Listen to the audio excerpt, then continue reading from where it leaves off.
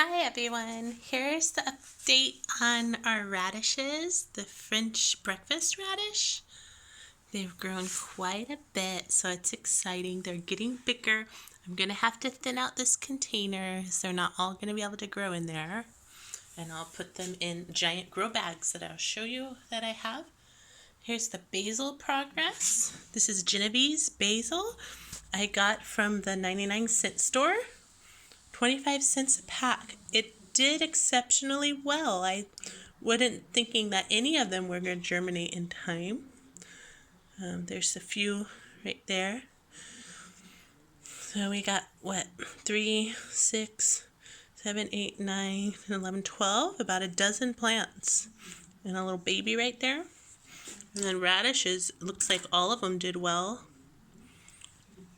And then we got a couple red, sweet, large cherry red tomato plants. So we'll see how those do. The sun's going down now, but I try to keep them in the sun as long as possible. But these guys are so tiny. See my finger? I have to get a little something to show you it. I use this little lightsaber. You can see how tiny they are. Okay, and there's 2 of them growing there. Large, sweet, cherry red tomatoes. So that should be exciting. I can't wait to taste those. I heard that these cherry tomatoes do good in semi-shade. They don't necessarily have to be planted in the full sun if you don't have enough sun in your garden. If you don't have enough vegetable bed or space, you can put cherry tomatoes there. And then the other plants I have are these cucumbers, birthless cucumbers, and they are doing really well. See, we have 1, 2, 3, 4, 5, 6, and there's one back there, 7. So we have 7 of these. And then over here, we have some. Let's see.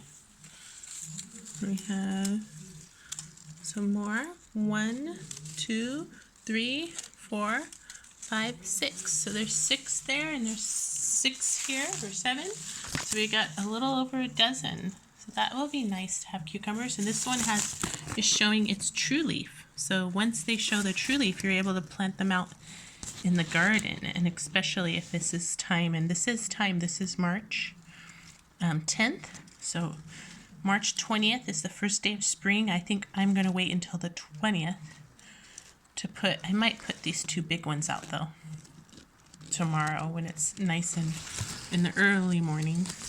I don't like to plant in the evening. It's too cold at night. And then we also have, and that's our flowering maple doing well, still having beautiful maples in it, maple flowers. It's the tiger eye variety. So pretty. Just love that variety. But we're not looking at that right now. Looking at the seedlings. What else do I have here? Oh, those are not seedlings. So I think that is all the seedlings that I have. I just bought this Italian sweet pepper from our neighborhood Lucky grocery store. You get a 6-pack for $5. And this one already had 3 flowers on it, so I was super excited about that. We're going to get some sweet Italian chili peppers. Oh, it looks like it has 4. Yeah, there's one underneath there. Look at that. So, that's 4. It's a flower. And 1, 2, it has more. There's quite a bit. But it's doing good, and I'll tell you how those taste when they come. Hopefully we get some from this plant. I have a high anticipation that we will get some chilies, sweet Italian chilies from this plant. Although my husband prefers the super spicy kind, so I have to go ahead and grow some of those from seed. So once these are done, I'm going to use these containers to put more seeds in. Just keep replenishing so that you always have something growing in your garden after the others are gone. Especially with cilantro and parsley, you always have to keep planting them out. These also, I'm going to clear these out probably the radishes tomorrow. These I'll let them go a little longer. And this is another, it's a purple bell pepper. So we'll see how that one grows. And that's from our neighborhood Luckies, just right outside. And it says it grows bell peppers with 3 or 4 lobes and thick walls. Purple ones, though I've never seen a purple bell pepper. So let's see how that does. And it does have a little flower in there.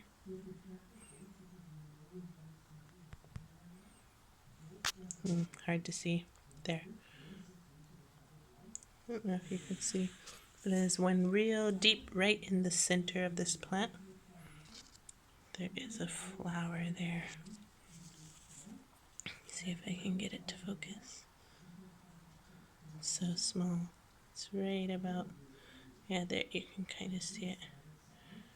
Right there in the middle. That's exciting.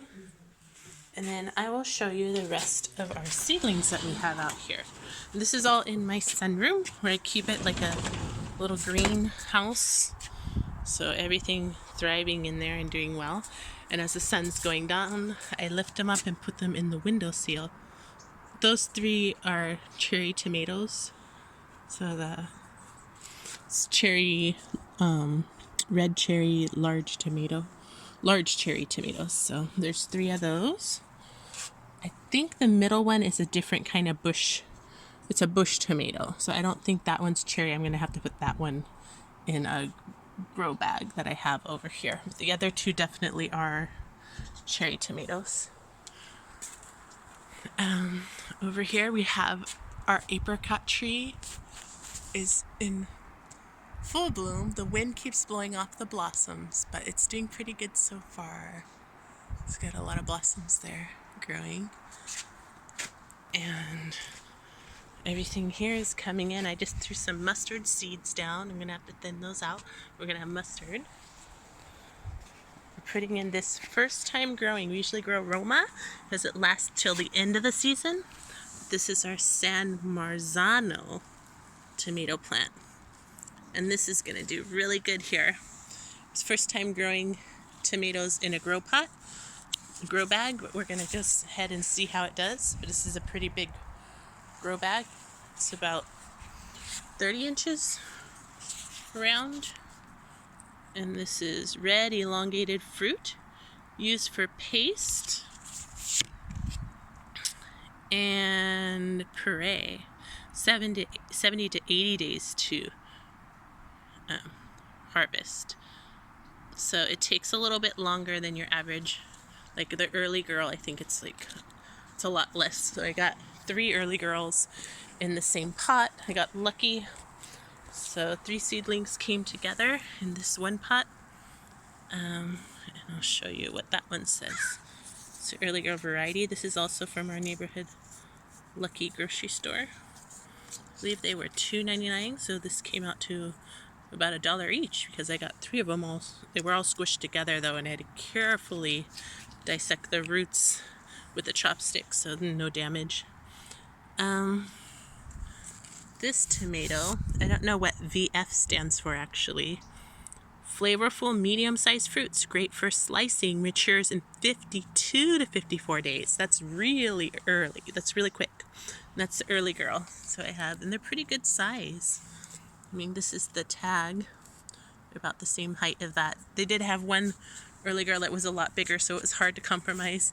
But I just went ahead and got the 3 because I don't have that many tomato plants. That's one I have growing from seed, but they're taking so long. I'm trying to be as patient as I can.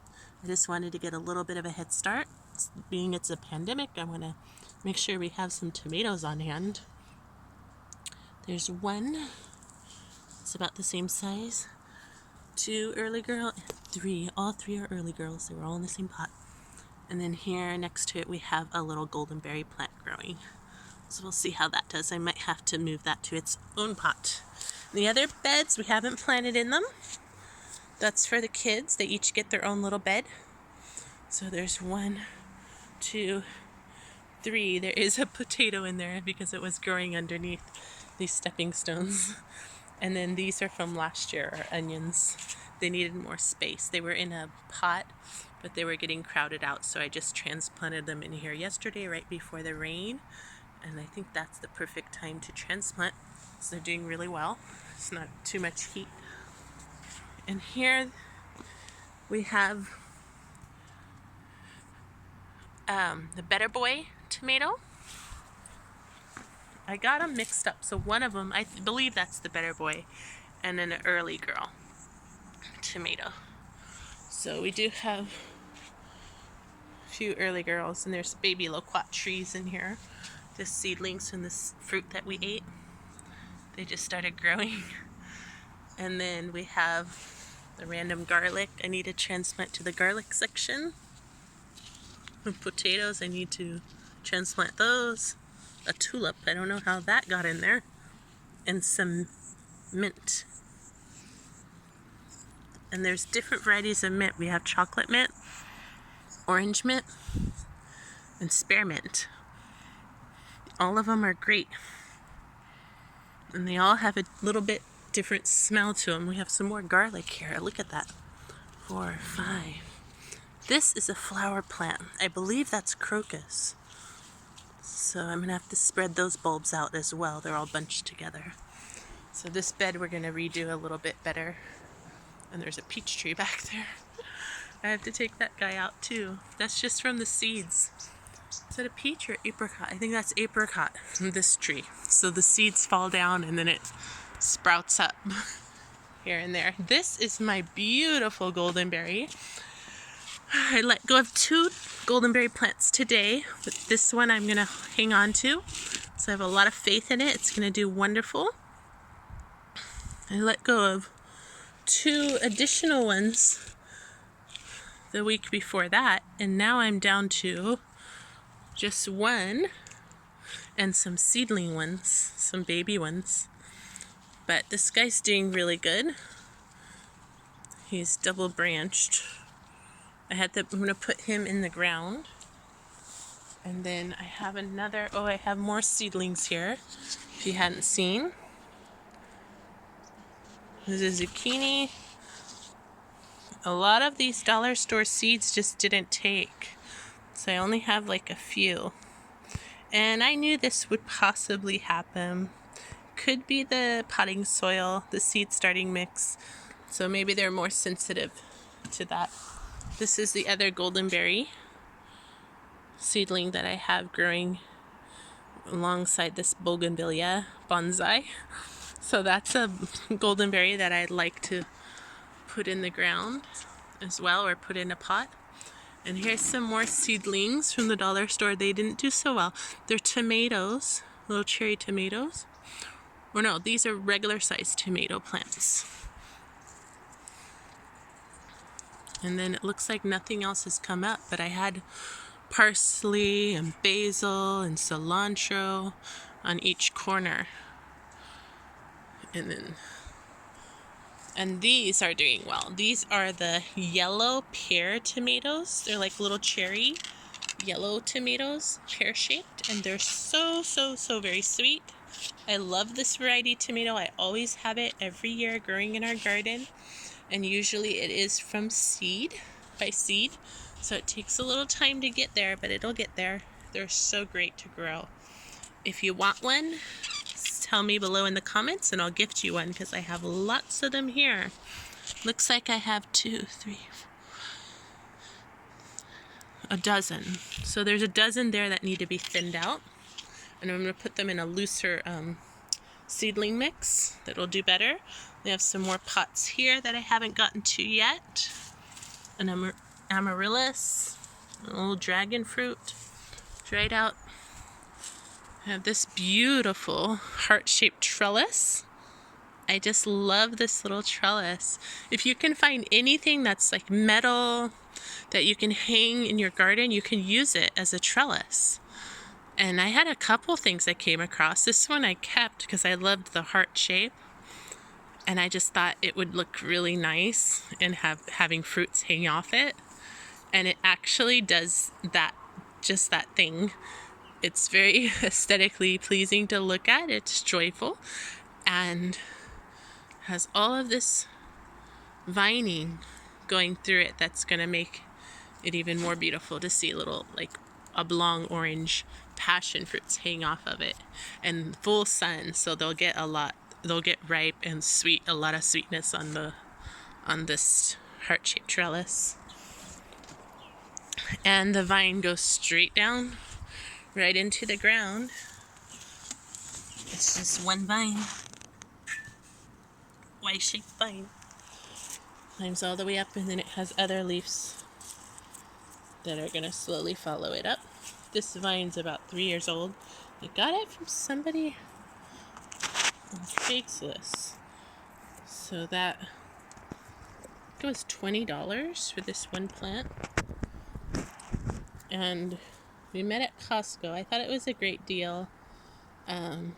Little did I know they actually grow quite easily. You just have to root it, because that one did die, but this was another root. I think she gave me 2, and the second one survived. So luckily I had 2 little seedlings in a cup. So that was nice. Anyway, let's see what else we have growing. So we have these 3 seed containers that our kids are going to do, one that my husband's going to do. I'm not sure where that San Marzano tomato is going to go yet. And then we have that beautiful Meyer lemon. So beautiful. I think that's going to go in the front yard just because there's no more space back here. We have a big, beautiful pomegranate tree and our orange tree. And then we have a fig back here in the corner and our goji berry bush. So we just have no more space. Our beautiful, beautiful grapevine. I forget the name of that grape, but it's really a nice, the honeybee, there's a special honey flavor that honeybees make a really wonderful honey out of it, named after that grape. So here is our, what is this one? Goldenberry. This one is 2 years young. I do need to cut it back. You need to keep trimming it back until there is growth. See some growth there, if you can see that. And then there's some more growth here. And here. They get real purple in the sun or the frost. There's a leaf. So a lot of this yellow part though, that's pretty much dead. You're going to want to trim that off. All of this, none of this will come back. If you can see, it will turn brown when you pull off the... You have to look for green. There's some green growth here. So I would probably trim it back just until here, right above the node. You always want to trim just above the node so that the growth can spread out. We have some more here. So this is a nice healthy plant. The only problem was it did suffer from sun scald or frostbite, whichever one it is.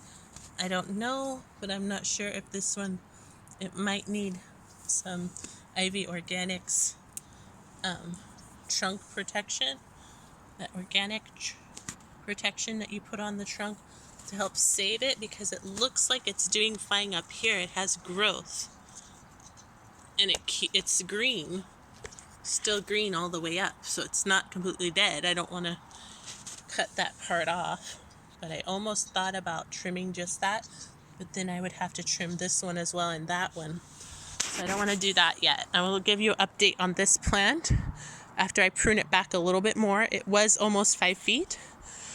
So, and this is in the tall, large tomato cage, the 54-inch tomato cage. So we definitely want to keep track on this plant and see how it does after pruning back. But I got to do it sooner than later because it's almost spring and it's going to start pushing out new growth everywhere. Okay, and the pomegranate is blooming. It's so beautiful. Look at all the little leaves coming out. That's so exciting. We've got them everywhere. Oh my gosh. Hummingbirds. They're always here. Hello, you little guy. So cute. It's a green one. They have green and then red. They buzz like so close to you. It's sometimes startling.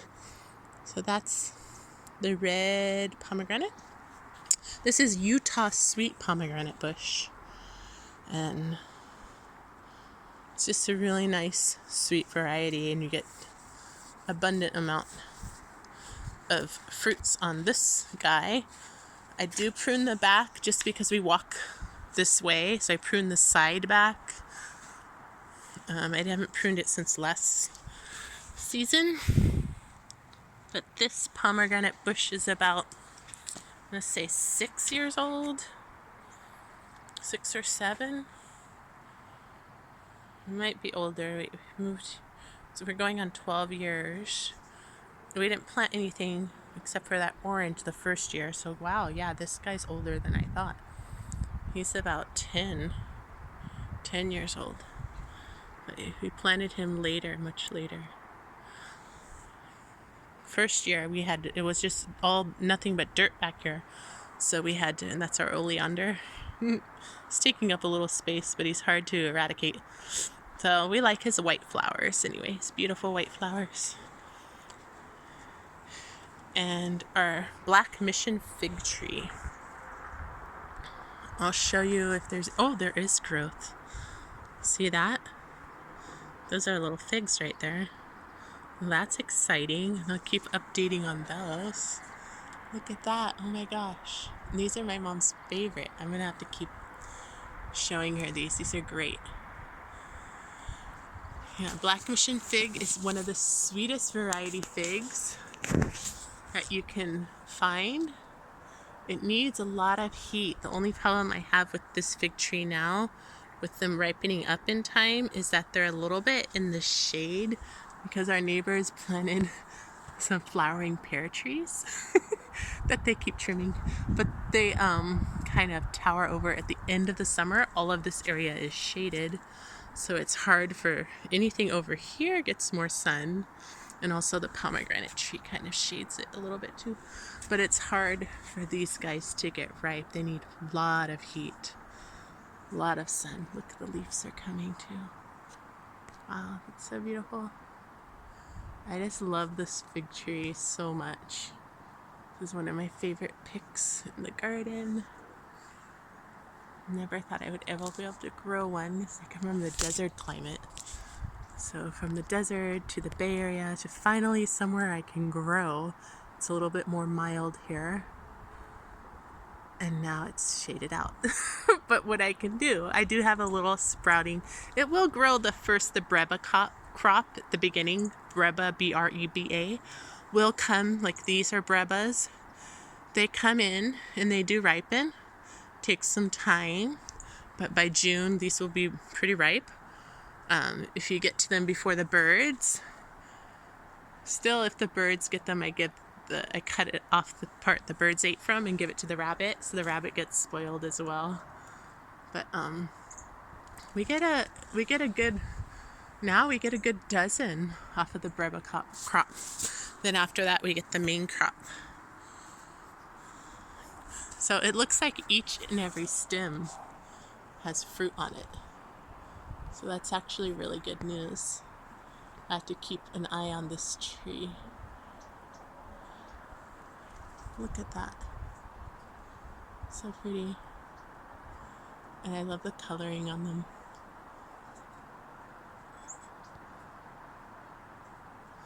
There's more up here. And then of course we get tons of hummingbirds in this area. They also love the figs because of our sprawling goji berry tree that is going on its 7th or 8th year. So this is, without pruning, this is how big a goji berry tree can get.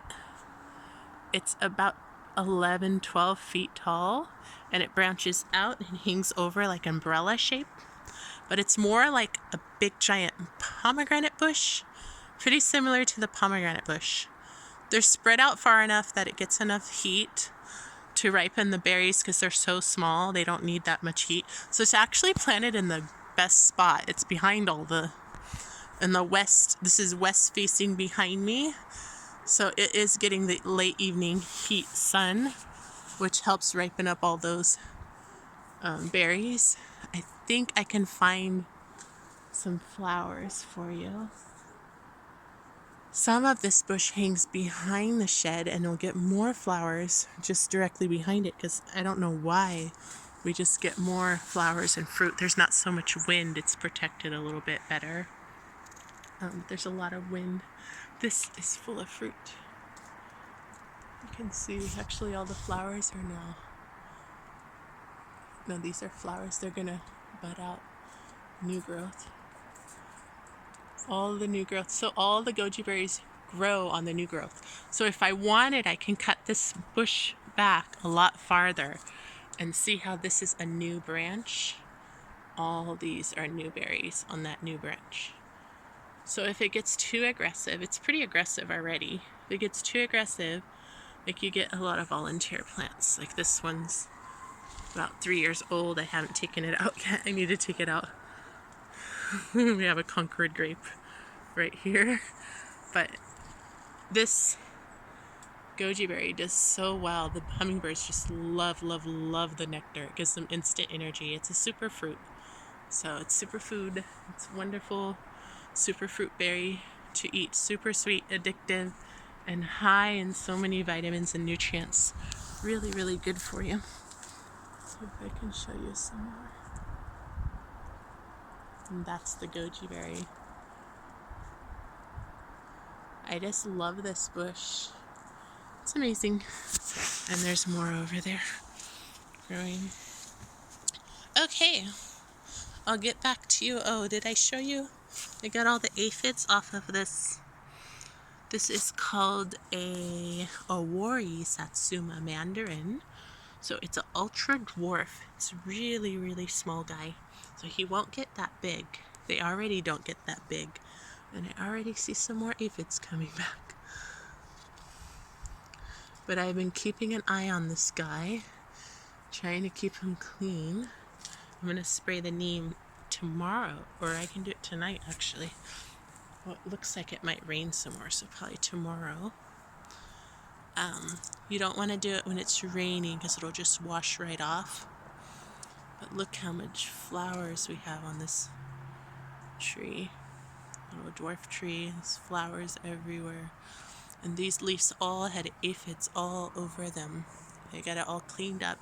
It's a little tedious. It takes some time, but you can do it with your finger or a Q-tip.